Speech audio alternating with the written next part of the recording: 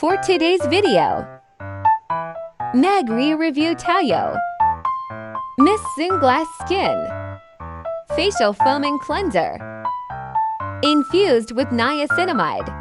Please watching and subscribe. Thank you. Welcome to my channel. Hi guys! Nandito na naman ang inyong Ate G. At medyo matagal-tagal din akong hindi nakakapag-review. For today's video guys, ay magre-review tayo ng facial foam. Bali, ano to? Sikat to. Trending na facial foam to. Ito. Ang pangalan niya ay kay Miss Chong. Ayan. Ganito siya guys. Yan. Ang ganda ng kanyang lagayan. Tapos pa-heart. Pa-heart yung kanyang ano. Yan. Ito yung binawash siya face. Para siyang ano, may scrub.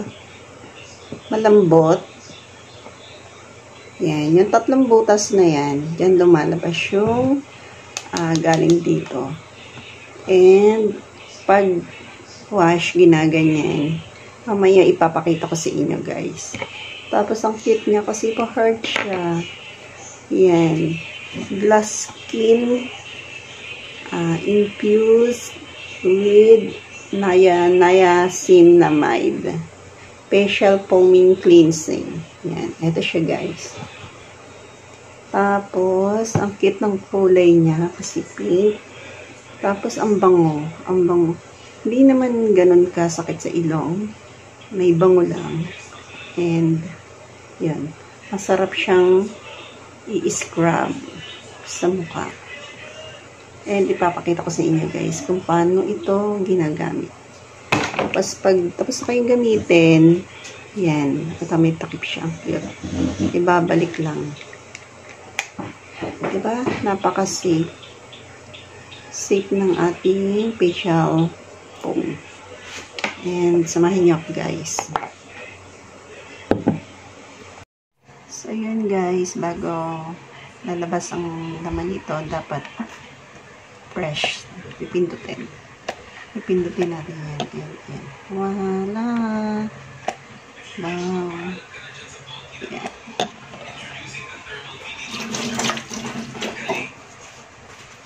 Ang bango.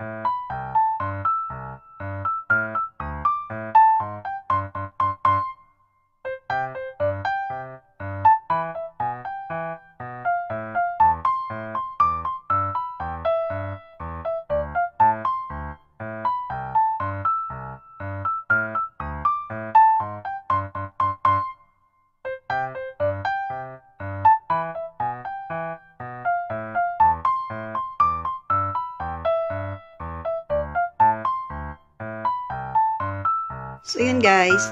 Tapos na akong magdanlaw. Sasabihin ko na sa inyo yung peeling. Peeling ng bagong hilamos.